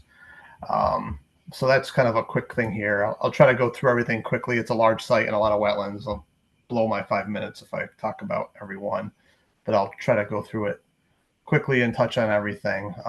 So here's the site when you're coming in off Shutesbury Road. You have wetland C, which is an isolated wetland on the northern end of the site. There were no changes to that. We refreshed the flagging. This is a new wetland out here, this wetland K. Before, our ANRAD didn't go this far over, so we extended the extent of the review of the ANRAD to include another wetland system out here. This is a BVW system that eventually feeds into an intermittent stream, which is wetland 6S. So we have a K series wetland with an internal stream over here. And the other side of that stream, we did not delineate. That's on the very far corner of the project. If you move down one sheet, you can still see that wetland K and stream series S up in here. We also have wetland B, which is that large isolated wetland roughly in the center of the site. Nothing has changed with that. We have wetland A, which the upper head of this we had flagged prior and have that approved. And some of these flags down here were done under the original ANRAD, but we kind of redid some of the flagging down here along the intermittent stream. We flagged both sides of the stream and wetlands on the western side of the stream as well. So all this stuff in red is the new wetland systems down here. Wetland V is the isolated wetland here, and within it there's a vernal pool. Last time we didn't have the vernal pool boundaries flagged. We have since flagged the internal boundaries of that vernal pool, and that's that kind of red line work in here. There's a blow up of this area because it is, a lot of flags mushed together. So there's on one of the other pages, there's a blow up of this that kind of gives more detail of the pool within this wetland. Wetland X, Wetland 2X haven't changed. Those are very, very small depressional areas under the bylaw. Wetland H and the stream with it, 5S, haven't changed at all. We did extend that stream farther down, which flows into wetland F and E. I'll move that in the one page down, you'll see that. So that stream from wetland H comes down here. We kept the stream flagging going, so now we have flagged the internal stream to wetland F. We didn't change wetland F at all, the outer boundary, but we did flag the internal stream, and we did flag some wetlands on the other side of it in some spots. But for the most part, the back side of this isn't going to be pertinent to any project that happens out here, so we don't have any of that flag. We have that kind of hatched off that we didn't look at it. Wetlands V and G, we didn't change anything on that either, so those are the same. We have one median high water flag here for Adams Brook where it is on the property, where this little jut out is. We have other flag work out here. We're not asking for confirmation of that. We just put those on here for reference of the mean annual high water line of the rest of Adams Brook, just to kind of show what it does. But it's very steeply incised and very obvious where that stream is on that side of the property. Oh, and this here is the blow up of the vernal pool area. So the I series flags are the outer edge of the wetland. The VP flags is the vernal pool within the wetland. Some areas it's coincident with the outer boundary, and some areas it becomes internal. And we also did that similarly within wetland E here. There's also a vernal pool. We flagged the vernal pool limits within wetland E as well for the area. And that's the stuff on the plans. We also had Verdant Terra run some engineering calculations on all the isolated wetlands to confirm that they are not isolated land subject to flooding. They all passed the engineering test that they didn't meet the parameters for ILSF. So that is also contained within our ANRAD as well. I'll leave it at that as a quick overview. Obviously, we can go into questions. We had an initial field walk with Erin yesterday. Obviously, it's a big site. We weren't able to get to much more than I think her and Mark looked at wetland A a little bit. But there's other areas in here that haven't been field checked yet, and that's kind of where we're at with the filing. So I think it's more informational. I think right now, and put it out to you guys in the public and start getting some comments and hopefully start getting the review underway. I'll stop sharing with that. You can always pull it back up if you guys need me to. Thanks, Stephen. And if you don't mind giving us a rundown on what you saw and didn't see. Yeah, we didn't really get to see a whole lot. It was really dry out there. But yeah, as Steve said, we did look at that first wetland system. I think just in general, my comments are that I think based on the complexity of the site and also the change in the study area boundaries, which include wetlands that weren't previously included or approved by the commission, that I would recommend that the commission consider a third-party peer reviewer to assist us in the confirmation of the resource area boundaries, as they noted, confirming the jurisdiction of all local and state resource areas. I think it would just really help me as staff to have some support in doing this review, seeing that it's so complex. And then as we consider that, I think, there is an engineering study for the isolated land subject to flooding. So the commission should consider, when considering a third-party review, if it would just include a wetland consultant, or if you would want to have the engineering calcs looked at as well. And And then just to note that the application wasn't signed by the landowner, so if we could just get an updated signature page. And then if the commission wants to have a site walk or multiple site walks scheduled, obviously this is a really dry time of year to be doing this, but it's, you know, this is an opportunity to get out there when there's leaf on, so. All right. Thanks, Aaron. I would certainly want to take a look at the property. I'm sure there would be others who would like to take. And I think at this point, we're going to look to see if what kind of comments we got from the public. If you're out there as an attendee, we're looking at the list of 26 of you, and if you would like to speak, please raise your hand or ask a question. See Michael Lipinski. Mike, you're on and you're unmuted. Okay, I'm Michael Lipinski from 167 Shutesbury Road. And tonight I'll be speaking on behalf of Smart Solar Amherst. We'd like to say that our Shutesbury Road neighborhood has been actively opposed to this poorly conceived project for the last 7 years. And we want to thank the hundreds of other local residents that have joined our effort. During this time, the Conservation Commission has played an important role in the permitting process for the proposed Shutesbury Road solar project. Since the permitting process began in 2020, the Shutesbury Road project has appeared on the committee's agenda 28 times. Tonight is number 29. This is not normal, but this is what happens when an out-of-state developer keeps trying to build an inappropriate project on an unsuitable site. No other town project, no matter how complex, has ever demanded so much time and attention from this committee and staff members. And yet, this project is no closer to being permitted than it was 7 years ago. 6 months ago, the current Conservation Commission unanimously rejected the applicant's latest notice of intent. They refused to allow the applicant to construct an access road through one of the many wetlands located throughout the site, a road that the developer insists is their only option. The decision came quickly, with no time spent on the dozens of other environmental questions surrounding the plan. The applicant said that they would be back with an alternative plan, but months later, they withdrew their proposal instead. So here we are at another Shutesbury Road ANRAD hearing, the 29th time this project has appeared on the Conservation Commission agenda. Goddard Consulting is pleased to submit a 150-page application package on behalf of Pure Sky Development. Thankfully, the consultant includes an introduction that summarizes the report.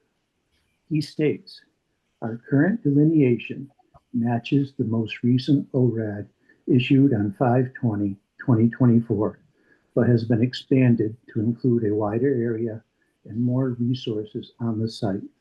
In other words, Goddard Pure Sky is agreeing to the last wetland delineation that blocked its most recent NOI, and they have found even more wetland resources on the site. This one sentence tells you all you need to know about this project. We'll see you all again at scheduled meeting number 30. Thanks, Michael. Is there anyone else like to speak?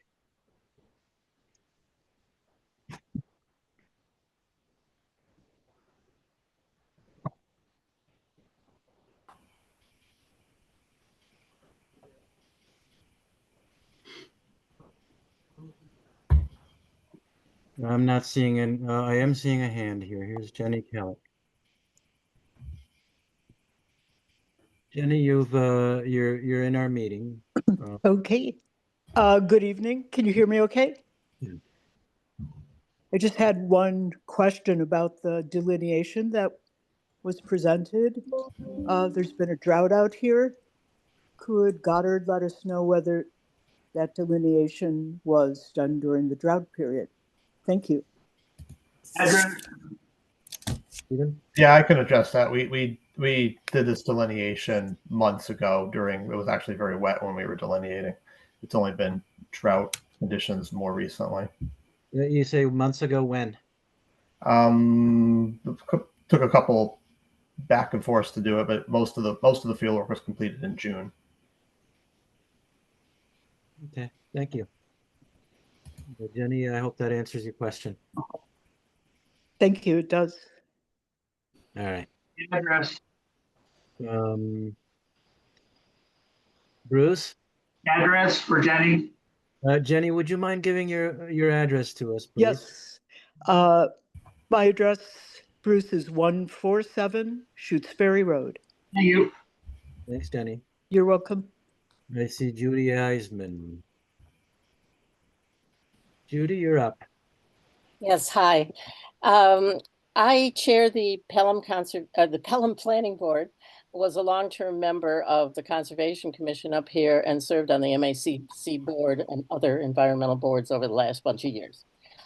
I just wanted folks to know that we had made comments at the ZBA hearing for this project before, and I think you were copied on our comments. And I just wanted you all to know that we will be watching very closely and have to agree that this is an interestingly long period of time for such a project. And the fact that new resource areas keep being found is also somewhat troubling. I didn't make prepared comments for this, but just an FYI that we care about this project a lot because it's on our border. Okay. Thank you. And it is, it's right there. For those who don't realize, that's right where Amherst and Shutesbury and Pelham meet. That's right. Right near that property. All right. Thank you, Judy. Okay, thank you. Do we have anyone else from the public who has a question or comment? Anyone? Lenore Brick. Lenore, you're up. Hi. There's a lot to say about this, but I just want to zoom out a little bit. I know you all know this, but it's striking how much time, when we talk about the amount of time that we spend on something, we spend a lot of time on something when it is separated from a faulty understanding to begin with, right? We're trying to figure out, okay, how do we protect each wetland? How do we do this just right, considering that basically this project is problematic to begin with? And one of the reasons it's problematic is because as a region, as a state, as a country, as a world, we don't get it. We don't get how natural systems work, and we don't get how climate derangement happen, and we don't get how our systems have created this. And the landowners that are attracted to doing these projects, it's because there's smart subsidies. So there's money here. That's in flux at the state level. There's laws and regulations and regulatory agencies that are in flux right as we speak. There's changes happening at the state level that's going to affect the future of this project. And probably this project might not be permitted after, hopefully, the regulations and laws and subsidies are updated, which is what they're doing on the state level right now. Because there is some understanding that the state in itself is in conflict, trying to get renewable energies, trying to do a solar build out, but also trying to protect land and forests. And the left hand doesn't know what the right hand is doing. They don't understand that they're part of the same body. And I just think it's important to, as you are doing this and you can't go beyond the scope of your charge. I understand that. But just as human beings living on this planet, for us to understand when something is wrong from the beginning because we don't have the clarity to be doing the right thing, just to know that as you're making these decisions. And I don't mean to be in judgment of anybody that's just trying to do their job and trying to do it well to get that. Just we're on the wrong ship. And it's crazy making to listen to these kinds of meetings when we should be approaching this from a completely different, holistic perspective. Thank you, thank you, Lenore. Appreciate it. I see Michael DiChiara. Okay, you're on. Can you hear me okay? Yes, we can. Great. So I am on the planning board in Shutesbury and chair of the Climate Action Committee. So like Judy, we've been paying attention. We have our own 5 solar projects that are in the southern part of town, so just on the Amherst border. I wasn't planning to speak, but I wanted to reiterate something that Lenore just talked about in terms of the state processes that are in flux. And just to sort of let the commission know, there is, I think, throughout the state, a rush right now to get as many projects approved before the state regulations get finalized on March 1st. So, you should, I'm assuming you will do this thoughtfully and in your own time frame, but understanding that there is a push on the developer side to sort of get in under the wire before things change. The state subsidy has already changed. The final regulations have been passed. But solar siting provisions will be coming out in draft probably September at the latest, early October. So just to sort of provide that context for if you're feeling pressure as to move fast, that's probably why. And I would just caution you to take the thoughtful amount of time that you need. So thanks for the time. Thanks, Michael. Did you say that that the regulations are expected to come out? There are new regulations expected to come out in March. Is that what you said? Well, there's 2 sets. So there's the smart subsidies, and those were released as emergency final regulations June 20th. And DOER, who is the agency that oversees that, had 90 days of comment, but they're in effect as of June 20th for the subsidies. And where those are placed, so core habitat, for example, which is biomap land, is prohibited now from getting a subsidy. I'm not sure if Shutesbury Road is in biomap land or not, but that's the smart subsidy. And then the clean energy regulations that were approved November 2024 from the legislature, both DOER, which is the agency that's going to oversee municipal regulation, they're expecting to release their drafts, not their final, but their drafts sometime late September, early October.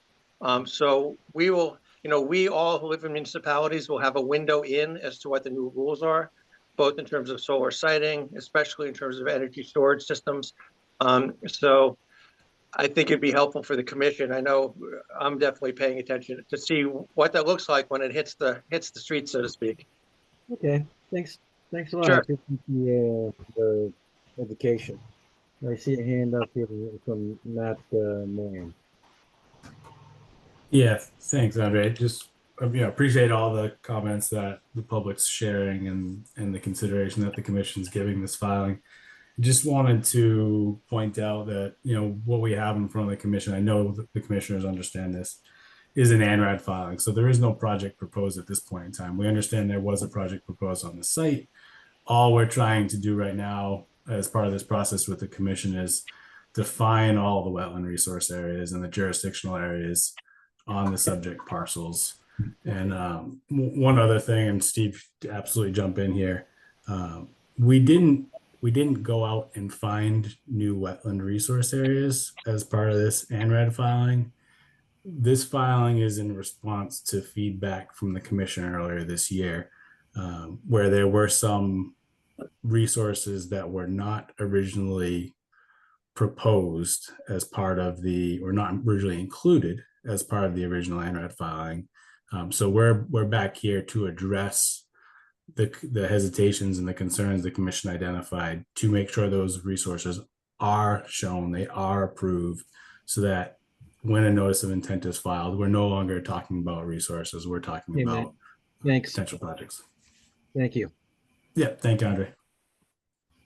I don't see any more hands from the public. How about commissioners? I see Bruce. Go ahead, please. This is for Aaron.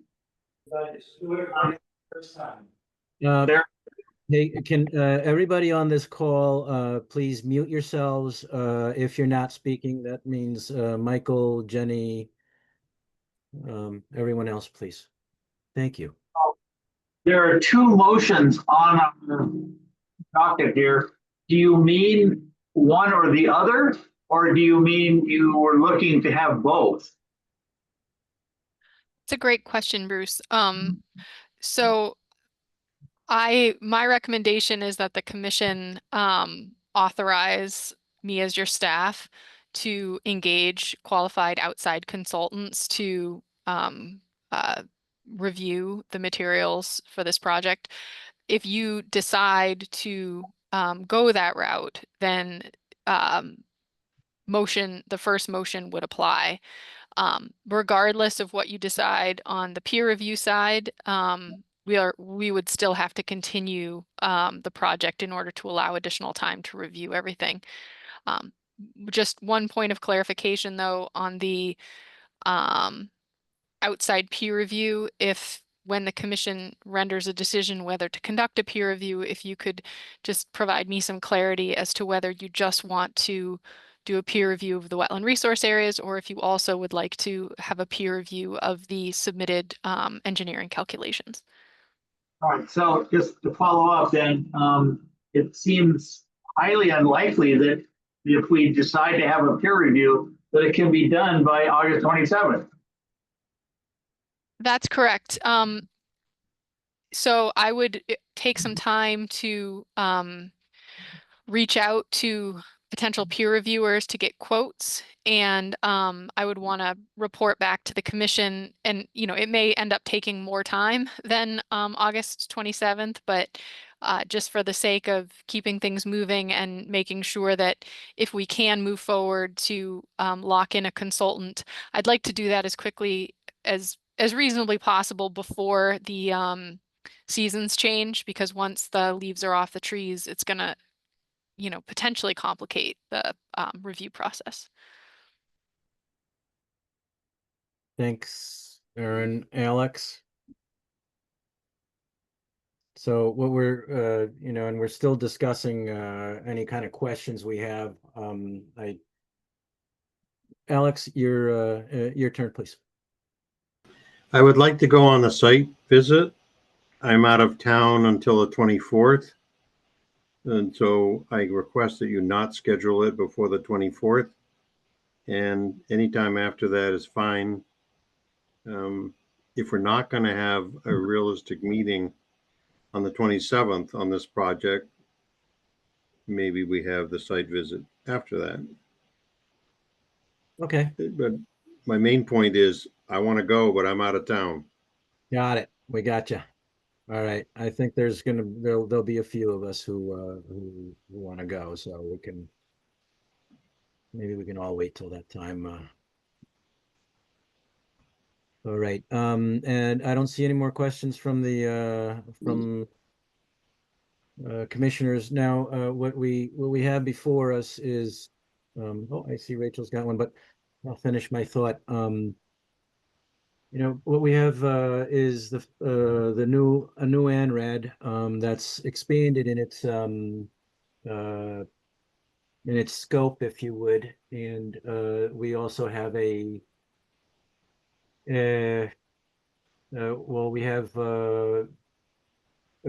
have a report or a study that was done on the mechanics and on water, right? Is that correct, Aaron? And what we're what the recommendations are from the town are that we get a third-party reviewer for each. Are there any thoughts to that? I seem to agree. I don't. I think the last time that we went there, things were complicated enough that our third-party reviewer was able to answer questions, and I think it would be well worth getting a third-party opinion on both of these aspects, on the engineering and on the wetlands. Anyone else? Rachel. Is that a motion? Thanks for waiting. Yeah, no worries. I agree 100%. It's super complex. The stakes are really high. We're in the watershed of Amethyst Brook, so whatever happens here will impact our highest water quality area in town. I would support the peer review for not only the delineation, but also the engineering, and maybe even request that we have two types of engineers, civil and hydrogeological. We need to understand how this will impact the groundwater flows into the system. University Amherst, UMass Amherst's hydrogeologist David Boot had flagged this area as an area vulnerable to groundwater increases. So I think that would be an important part of the discussion. And then I know there's a lot of different approaches to calculating stormwater impacts of solar panels. And there is some guidance that you can sort of negate it because there's there's grass underneath. And I think there are other parts of the country that are actually forcing civil engineers to calculate the square footage and the runoff that's concentrated by the solar panels. So that's something that I would be interested in seeing the applicant prepare. Something for the runoff then, huh? As well as the. Yeah. Makes a lot of sense.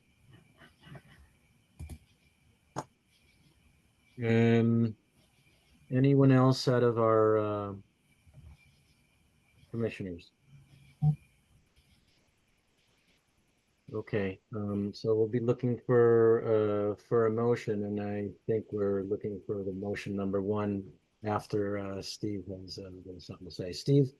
Yeah, I just wanted to point a clarification on what Rachel just said. There's nothing proposed right now for review for any kind of stormwater runoff. There's no project proposed. Okay, so we can visit that if there's a project proposed. Yeah, whenever something is submitted, that would, I think, be fair game to Rachel's points. But right now, there's nothing to review. Nothing's been submitted or even prepared, as far as I know. Yeah. All right, so we're okay. Thanks, Stephen. So that again, I mean, that might be addressing the runoff, Rachel, but it's not addressing the other numbers. So I think we're still on the same page for the two consultants. Alex, you're still on mute. Sorry about that. I know there's no project, but when we get to the project, one of the questions is, what's the before and after? Is this a good time to determine existing baseline runoff? That's a good question. Who can help us with that? Aaron or Jason? So I think it's a really complex question. I think what I'd like to do is talk to a couple engineers offline just to get some professional guidance from third parties about what they would recommend in terms of evaluations. But I do think what the point of the third party review is to look at the materials submitted to us and make a determination as to whether they're accurate or if there's any issues with the accuracy or with the calculations. So my thought is if we stick to that peer review, and then maybe in between now and whenever we continue to, I could try to accumulate some additional information that might answer some of these questions.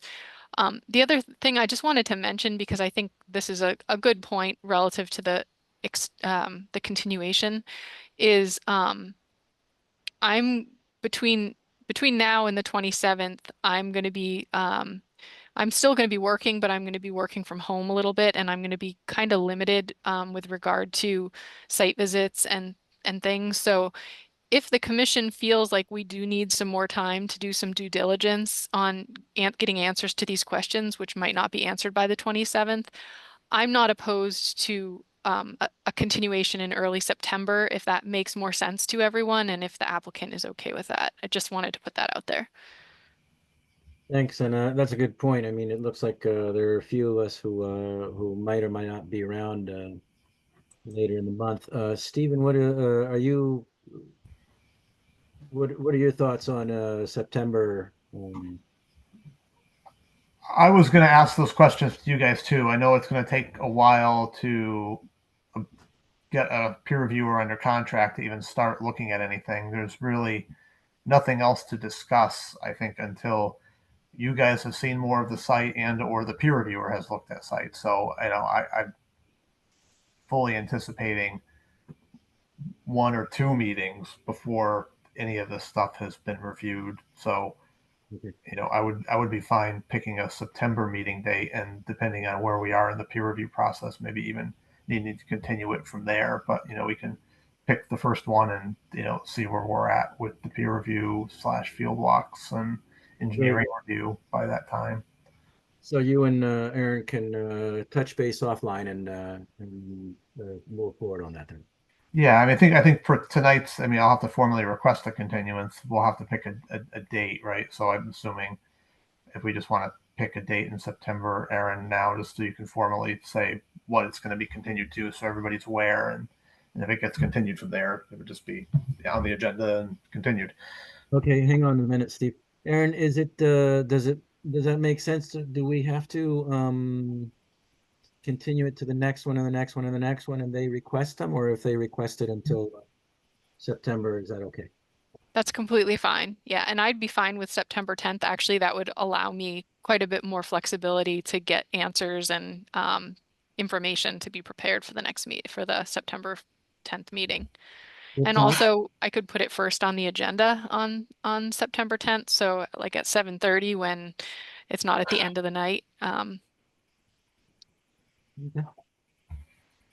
All right. Well, I think we've had plenty of discussion. What we're looking for then is a motion to authorize the wetlands administrator to engage qualified outside consultants for peer reviews of the Pure Sky Development Inc. and RAD application and plans for Shutesbury Road DEP number 0890762 under the authority granted by the Massachusetts General Laws, Chapter 44, Section 53G, and move to continue the public hearing for DEP number 089-0762 to September 10th, 2025 at 7:30 p.m. I have a question for Aaron regarding the first motion. How do we edit this to engage the engineering part? I don't think it needs to be edited at all. I just needed some clarification of what direction you wanted me to go for consultants. Move the first one. It would be both of them. So you want me to? Okay, well, I move both of them then. You've read them, so. Yep. So moved. I yield to Alex doing it. I'm sorry? So I'll second the move. Okay, so Alex is making the motion for I'm fine with throwing both, and Jason, what? It was Jason on the second. Yeah, okay. Alex moved on both, and Jason seconded both. Jason? Correct. Aye. Jason? Aye. Alex? I didn't hear you, Alex. Did you ask me how I'm going to vote? Yes. Oh, aye. Okay, Bruce, Aye. Rachel, Aye. and I'm an aye. So that concludes the hearings. We do still have monitoring reports or public comment. And Thank you, guys. I'm going to log off. Thanks very much, Steve. And Matt. Thank you everyone for your time. Appreciate it. Take care. And okay, well, so are there, did we need any to speak about the monitoring reports? Aaron, I've looked through what you wrote. Yeah, I don't really have any major issues to highlight. The Potwine Lane culvert is currently under construction. It started a few days ago, and we've had a few issues with turbidity down there. So I've been working with the contractor to button up the BMPs on the site and try to put some additional measures in place. But yeah, there's a lot going on in terms of monitoring, and so I'm trying to read all the reports and get them to you. But yeah, it's been busy, but we're keeping on top of it. One compliance update is that in your folder, in your packets, I can't remember his first name, but I believe his last name is Hanks. The 433 North East Street. It was a violation out there. They're gearing up to get started on the wetland restoration, and they did submit some proposed changes to the planting plan. They provided a written notification of that. So I don't know if commissioners want me to share that, or if we want to discuss it, or if folks have reviewed it and are comfortable with the changes, that's fine too. I think it would be best if you share it. Okay. I'm just going to do a quick share screen. Is that Tom Hanks? I don't, oh, Steve Hanks. Okay, there we go. Yeah, so there was originally a planting plan which had been submitted by Ward Smith, the wetland consultant, and they're proposing these alternatives, I believe, for native species to plant. Mm-hmm. And so they're notifying us of these proposed changes, and I understand from Ward that they're preparing to, they're gearing up to do the work prior to the end of August. Okay, and are they going to submit something or something formal, or is this all the extent of what they're doing? Nope, they won't be submitting anything formal because they have an enforcement order that orders them to do it. And all of the conditions associated with that were tied to Ward Smith observing the work and directing the work. Mm-hmm. So that's why they requested the order be done. That would be the legal instrument that allows them to do it. Exactly. I was trying to put them together. Mm-hmm. Yep. Okay. Anything else? Any others that are worthy of mention? There's nothing sort of jumping out to me right now as critical for me to share with you. But well, I did mention at the beginning that the one site where they started digging a foundation without a building permit over on West Street. And so I saw that today and contacted the building department right away and put a hold on the building permit. And I'll be reaching out to the owner tomorrow and letting them know they need to file a permit with the Conservation Commission. Okay. All right. And just for anyone who is still on, who is wondering, we did try to have a meeting earlier about Archipelago, and nobody showed up. And I think we had already planned to move it to August 27th. So I don't know if maybe they just didn't know that they were supposed to show. But Archipelago is moved to August 27th, 2025 at 7:25 p.m. Now, is there any public comment while we're still here and before we adjourn? I don't see any hands, any comments from the commissioners. Alex, please. I move we adjourn. Second that motion. Okay, 1 second. Any topics that are not reasonably anticipated 48 hours prior to now?